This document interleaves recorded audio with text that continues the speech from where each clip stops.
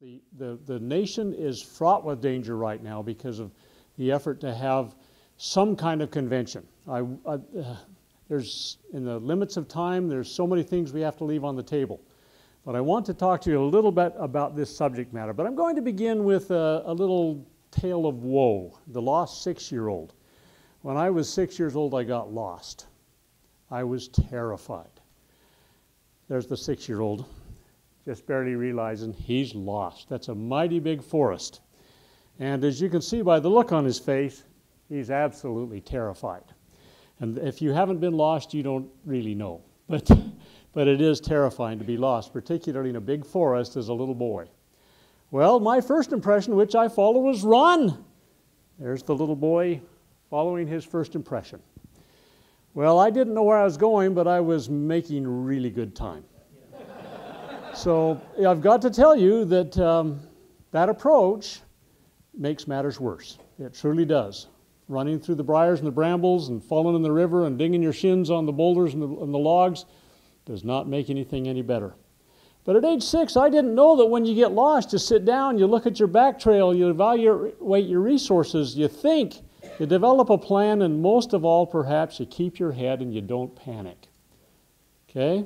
Think about that if you're ever out in the woods alone. And teach it to your grandchildren, by the way. It'll save them a lot of grief. Well, so just at the very moment when you realize that you're lost, sit down. Sit down.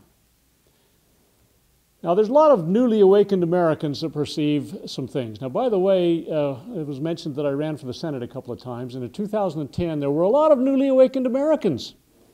There really were, and it was really pleasing to me. I'd talk to large groups of people, and I'd say something like, you know, I don't want you to hold your hands up, but I'll bet you there's people here that have never voted.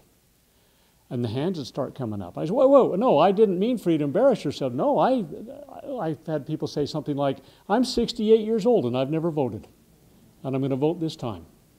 Okay, so they're newly awakened Americans. They've never paid attention before. In a lot of ways, they're like that 6-year-old lost kid, okay? And what they begin to perceive is something's not right in America. And some people in 2010, that was the very first time they ever thought that. And they might have been, 60, 70 years old. So realizing that the nation has lost its way causes great concern. And that kind of promotes the idea that they want to have change. Okay? Now, Obama ran on change. Now, the kind of change he gave us was maybe not the kind of change you hoped for.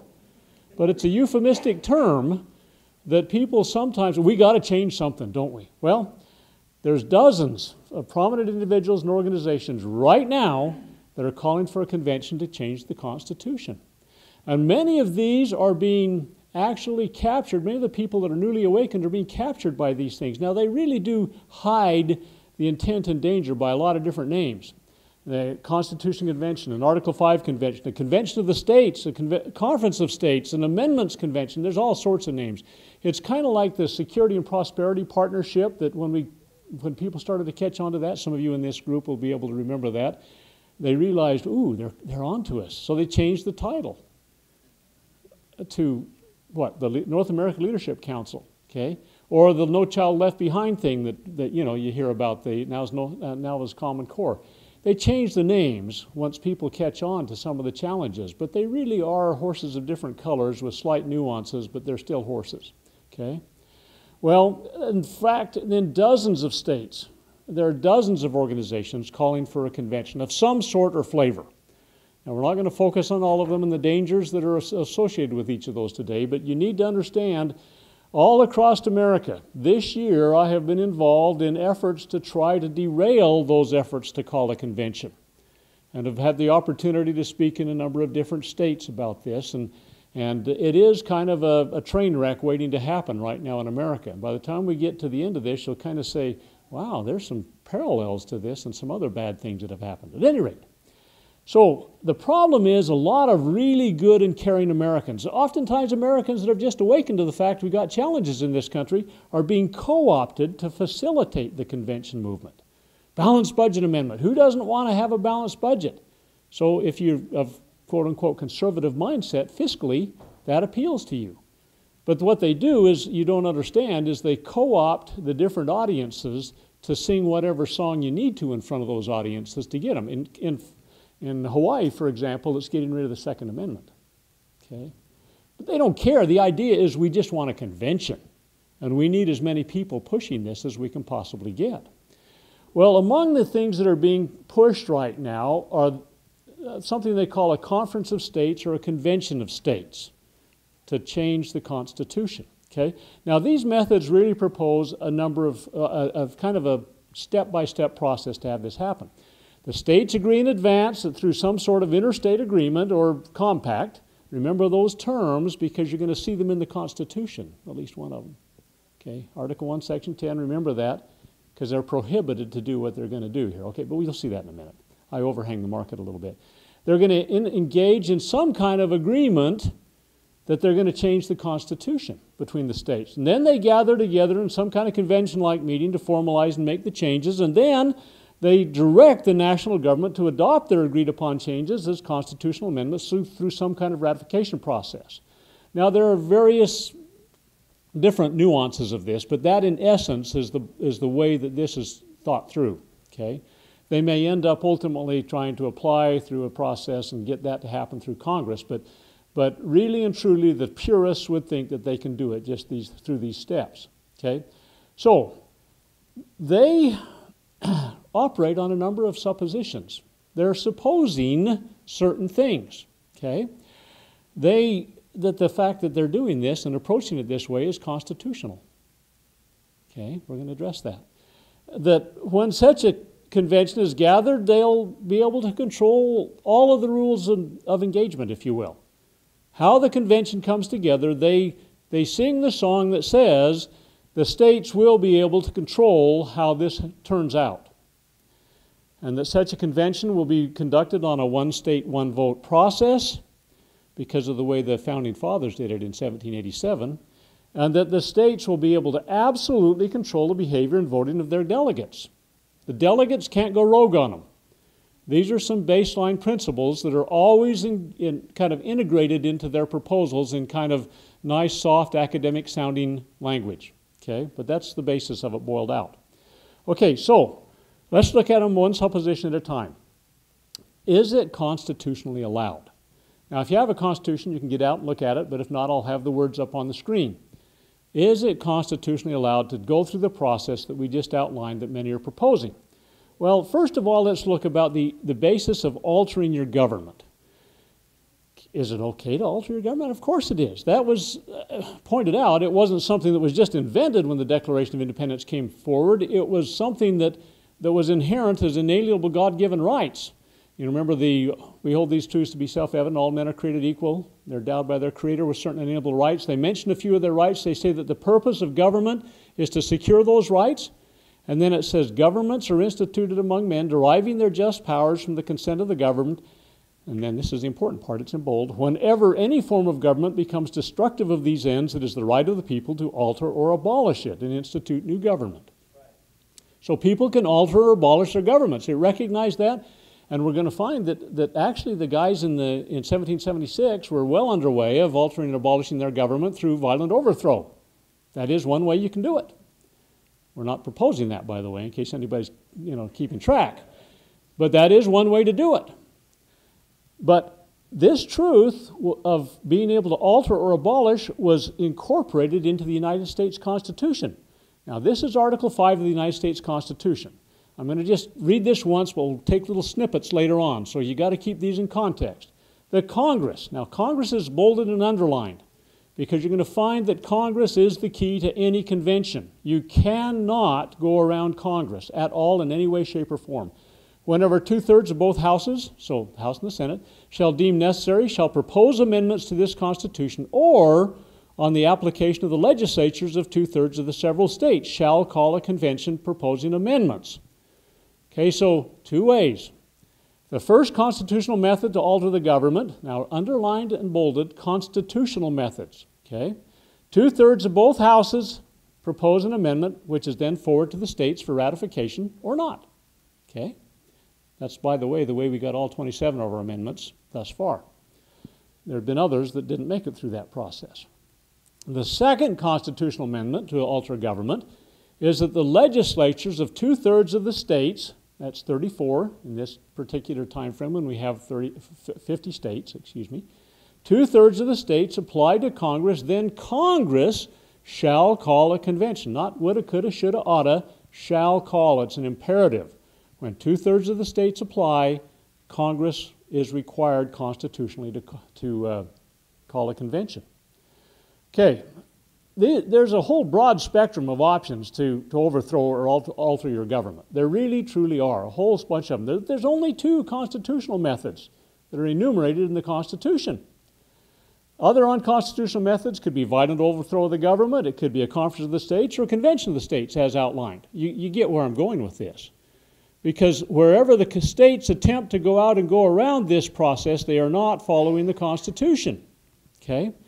So it's feasible. It is feasible. I'm not going to deny the fact that a government could be altered or abolished by overthrowing using violent uprising, or by a conference of the states, or by a convention of the states, or by any number of other methods that we don't need to go into in the interest of time. But the fact of the matter is that these are not mentioned or authorized in the United States Constitution. There is no authority for the states to independently gather and impose changes upon the Constitution. It simply is not constitutional. Okay? So, these guys, the Conference of States, with slight nuances and Convention of States, are proposing to do that with some way that they attempt to make it constitutional. They've been gathering at Mount Vernon. They did last December. They're going to gather in June again to try and come up with a way to make these constitutional amendments through the Conference of States or a Convention of States. So, it's interesting, though, that the Constitution prohibits states from entering into agreements or compacts with other states without the consent of Congress. Let's look at Article 1, Section 10, Clause 3. No state shall, that's an imperative again, you can't do it, without the consent of Congress enter into any agreement or compact with another state. They have to be approved by Congress to gather to do these compacts. Now there's interstate compacts that happen, there's no question. I live in the West, where water's a very valuable commodity, and rivers run through multiple states, and the states do have interstate compacts. But constitutionally, in order to do that, they have to get the approval of Congress. So the thing we have to do is ask, what are the chances that Congress is going to acquiesce and give their consent to an agreement or compact intended to subvert a power that was constitutionally delegated to Congress? You have to ask yourself that. What's the chances they're going to say, hey, it's okay, guys, if you want to go do your own thing and rewrite the Constitution, we'll go along with that? Slim and none, I'd say, are the 2 chances.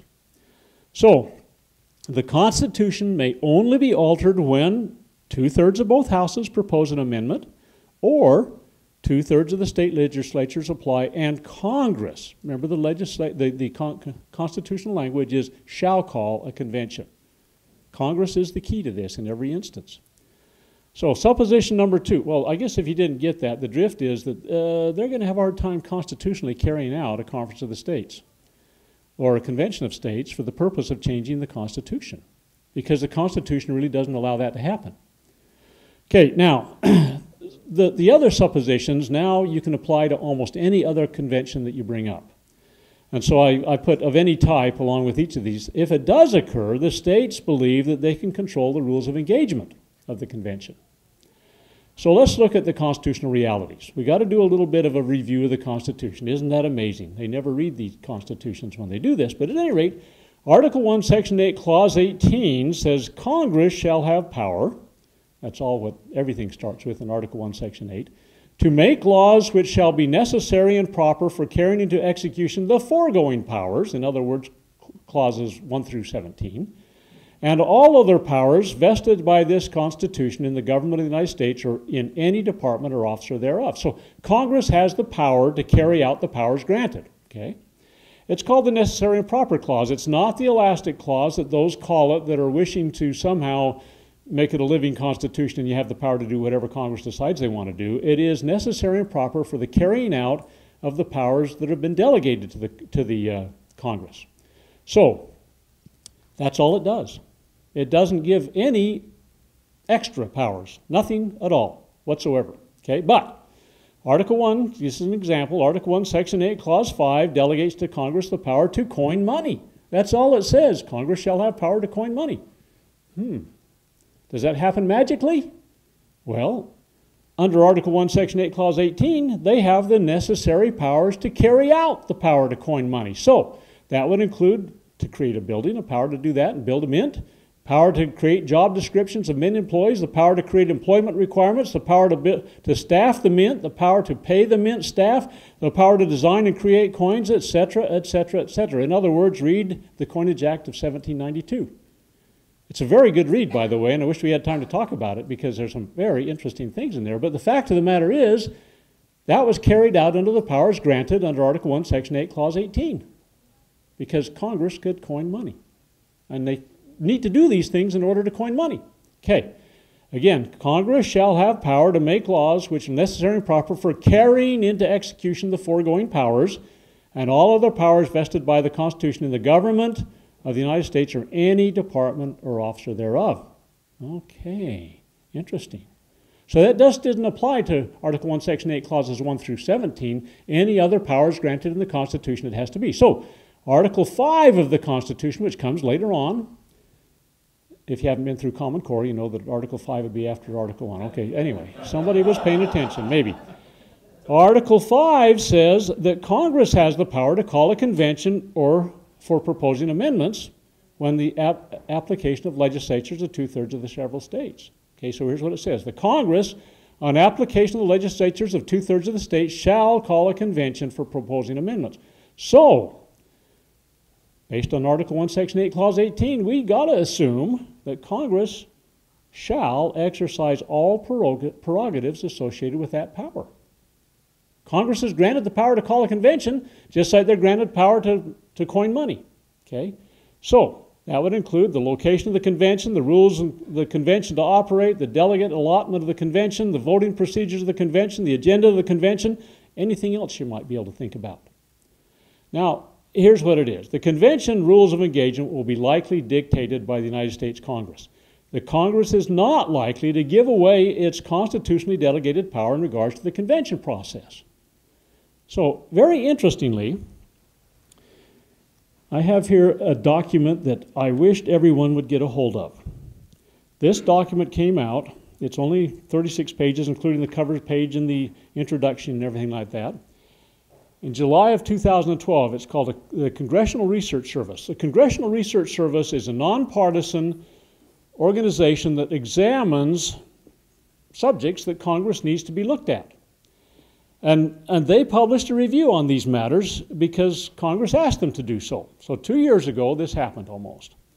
And the report that they gave back to Congress reviewed a whole bunch of unanswered questions. In fact, it's almost a vindication of everything the John Birch Society has been saying for decades.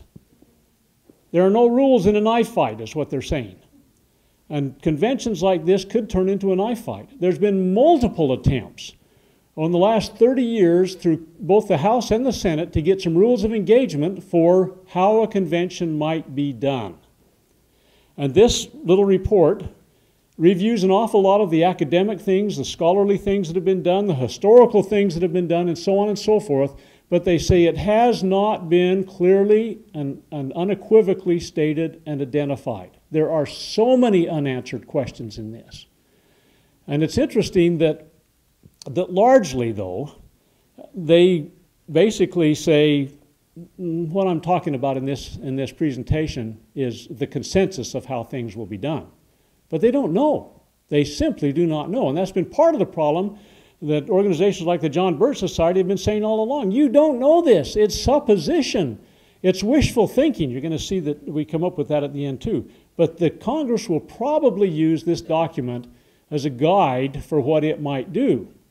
But the Congress does probably well, the things that I've put in here were generally the consensus items that they don't think are debatable.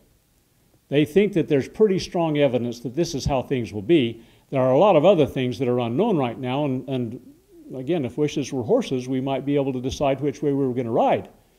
But there aren't. You can't, because they aren't there. Okay, so no matter what kind of convention you have, of any of the types we've mentioned today, the idea that is being promoted is that the rules of engagement for voting will be one state, one vote. Well, where do they get that? They say, well, that's how they did it in the 1787 convention. Okay? So historically, the precedence is that we're going to do one state, one vote. Now, back in 1787, there was a much better understanding of this concept of a republic and the power and sovereignty of the states and so on and so forth. But today, we're very much in a democracy-prone environment, one man, one vote. And so that idea of one state, one vote will probably be terribly resisted by states with large populations. I'll give you an example. California's population is over 38 million. Wyoming's is less than 600,000. Okay, now, here's the idea. Wyoming, if they did it on one state, one vote basis, each Wyoming citizen would have 63 times more effect on the outcome of anything that happened in the convention than the Californian would. Now, how do you feel like the people in California are going to feel about that, or the people in New York or Illinois or wherever? They're going to feel like, no, this is not a fair approach, because Wyoming has got such a minusculely small population in comparison to ours. Why should they have an equal vote in this convention? Well, Congress is unequivocally going to hear about this. They're going to have to intervene. And by the way, this paper indicates that they've already thought about that. And they're certain that it's not going to fly in Congress. And they are going to have a solution. Now, there's some solutions that are proposed. But the idea that's brought forth most powerfully in this paper that was published a couple of years ago in Congress is that they might use the electoral vote process that would allow the states to have voting based upon the electoral college that's out there. Now, that would give California 55 votes. Now, that gives you some idea. How do you think California will vote on this? Now, okay, if you get a convention of any kind out there, there are going to be Democrats and Republicans in the body. I hate to tell you that. And if you've ever been in a convention of any sort before, and I've been to dozens, with usually the same party, but I've been with some that weren't, but you get into them, they're kind of acrimonious experiences sometimes, kind of bare-knuckle brawls sometimes. And they're supposedly on the same page on a given platform. But if you get mixed parties in there with different perspectives and agendas, they are going to see those on the floor being wrestled over. Can you understand? Do you think, I mean, has anybody with a mind, you can think this through, okay? So it's easy. But California will get 55 votes. Wyoming would get 3. New York, 29. Illinois, 20. Utah, where I come from, 6. North Dakota, 3. South Dakota. Can you see how many of these quote-unquote conservative states it would take to even come close to voting with New York? Do you understand what New York has done with the Second Amendment in recent times? Okay? So here's the problem. You're going to probably have some sort of different voting than what they're proposing, a one state, one vote, because of this process. And already in this paper I've mentioned, they've said this will likely be it, and that would be the best it could be. Because the smaller states have a slightly weighted advantage than the large states, because every state, regardless of the number of people in the state, gets 2 senators, don't they? Everybody has to get 2 senators. And so in Wyoming, if you had your 3 votes, they really would represent 200,000 people each. In California, their 55 votes each would represent almost 700,000 people each. So California is still going to be at a disadvantage, and they will probably say that, and this paper talks about that, because they will probably have to have a weighted vote for every vote based upon a population issue, even beyond the Electoral College division process. I can almost assure you, because of not only what's been written, but because what I know about the democracy-prone attitudes of Americans today, you're going to find that if you have a conservative viewpoint, there's a kind of a funny truth, and it's not funny, it's tragic. The larger the population density, the higher the level of socialism generally in this country. And what you're going to find is that that the heavily populated states will have the preponderance of votes. Anyway. Okay, so it is suggested in that research paper that this is the method, the very best method for the smaller, less populated states that they could expect would be the Electoral College process, with perhaps something that even diluted their vote even further with a weighted vote based upon population. Okay, supposition number 4, if a convention of any type again occurs, they're promoting the idea that the voting delegates of the convention could be completely controlled by the states. Now, I got to tell you that this happened and was tried back in the 1787 convention. They were called together to revise. That's what the wording is in their call to the convention. The existing Constitution, the Articles of Confederation. Revise, if you look it up in the 1828 Noah Webster Dictionary, means amend. They were called together to amend the existing Constitution. Okay?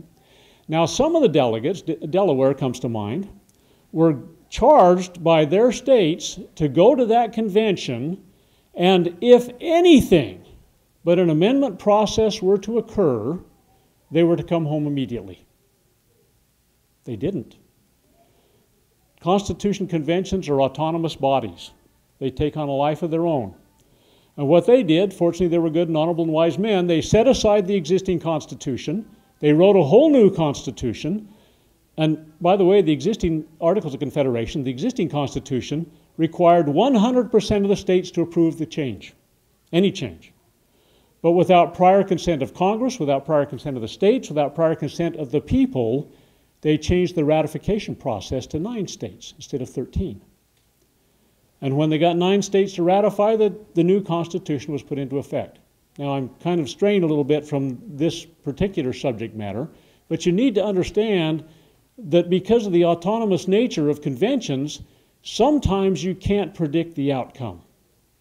And there's a lot more danger in that than what I really believe I'm willing to take with this. So how are these guys going to control their delegates? I've looked all across the country. I've been asked to speak in different states, as I said. They're going to give voting instructions to their delegates. Okay? Everybody follows instructions well, right? Some of them have even said they're going to incorporate criminal penalties. They're predefining in the state. Some are making the misdemeanor charges if you vary from the charge you've been sent into the convention with. Some are saying, well, let's make it really beefy stuff. Let's do felony charges. Some have big fines, $5,000 or $10,000 associated with violating their charge.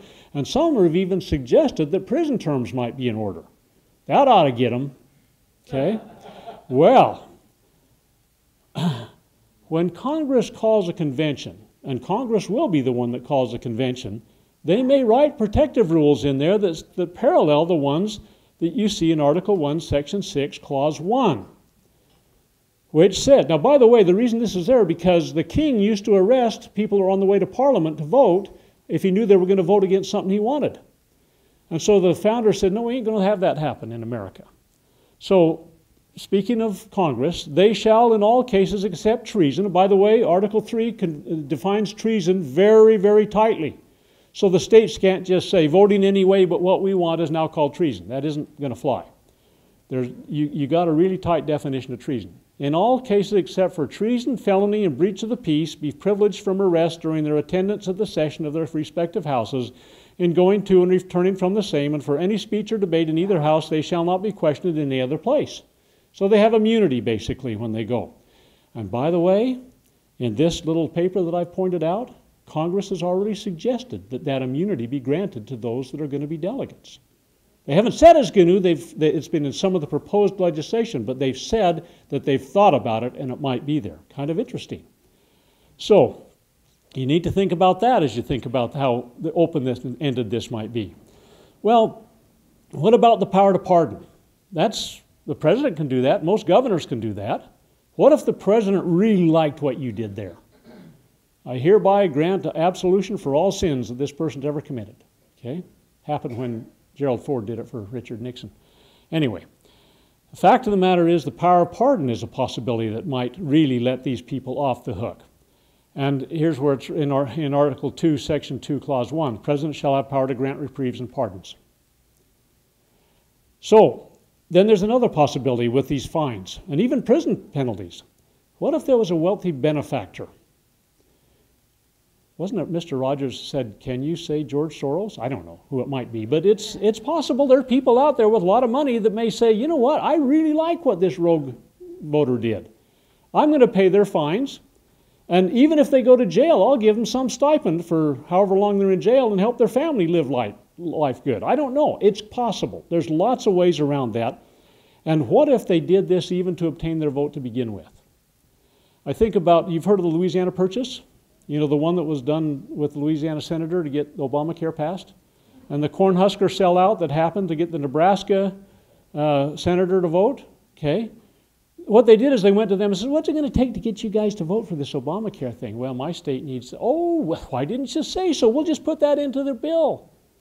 And they sold out because they got what they wanted. Stuff like that happens all the time at legislative levels, and I don't know why we wouldn't expect it to happen here in something that might be one of the most momentous things that has ever happened in this nation. Well, as I say here, if wishes were horses, beggars would ride. All the wishful thinking in the world for conference or convention of the states doesn't assure the correctness of the position. Now, they may be right about some things. They may be. But I am not willing to suggest that I'm willing to give up my Constitution and my grandchildren's Constitution over this. See, it's kind of like Obamacare. Remember when the people were told you got to vote for it to see what's in it? See, we won't know. We will not know the rules of engagement until the Constitution Convention has been called. That's a pretty scary thought in my mind. Look what's behind the scenes in the fine print of Obamacare. And we may be facing something that could put at risk the entire United States Constitution. So, it doesn't matter what they call it, a Constitution Convention, Article 5 Convention, Convention of the States, Conference of States, Amendments Convention, I don't care. Well, I do care. But whatever they call it, it's not going to solve the nation's problems. It's not even necessary to resolve the problems. All we've got to do is insist that our representatives keep their actions and their expenditures, if you're interested in a balanced budget thing, within the enumerated powers spelled out of the United States Constitution. Remember the lost rules for the 6-year-old? You sit down, look at your back trail, you evaluate your resources, you think, you develop a plan, you keep your head and don't panic. We have all of those things in front of us. Every one of those. We have the words of the Founding Fathers. We have the plain English language of the United States Constitution. We have a history, 225 years of history of what this nation did when it was falling. Of course, we haven't followed it all the whole time, but the first 150 years, it was more or less abided by. Okay? Remember the lost 6-year-old? Sit down. Sit down. Don't run ahead. The Constitution's our solution. Go back to the original intent. That's what made us the greatest, freest, strongest, most happy, and most prosperous nation on earth. And also the most respected when we were following that Constitution. Some of you here are old enough to remember 1968. Tet Offensive. Okay? That was a simultaneous attack in Southeast Asia on over 100 towns and cities by communist forces. We have a simultaneous attack going on our Constitution all across this nation right now. It's one of the most highly organized, cleverly disguised, and powerfully promoted things that's ever happened in this nation. And it's got celebrity endorsements right now that's now getting the grassroots people involved. In the cases in Tet, there was over 80,000 communist troops in this very organized and coordinated attack. It's the largest military operation on either side up to that date. This is the largest operation against the Constitution that has ever occurred. I personally believe we're at greater risk because of these things than the nation was back in the 1860s, and you know what was going on then. Well, my Vietnamese is about 45 years old, and so it's very rusty. So if I butcher this, please forgive me, but get the message. Van Trea was and is a town, and it is a province also down the Mekong Delta. It was completely overrun by the communist forces. In order to take it back, the American forces called in artillery and airstrikes that completely turned the town into rubble. And on February of 1968, a U.S. major made this statement: it became necessary to destroy the town to save it. Think about those words for a minute. We can't be tricked into destroying our Constitution to save it. The people that are trying to change the Constitution, when it comes right down to it, they say they're violating the Constitution, therefore we must change it. It's completely illogical. Let's return to the Constitution. We don't need to have a convention. All we got to do is go back to the limits and bounds of the United States Constitution and follow the plain English words of the United States Constitution. And that's my story, and I'm sticking to it. Thank you.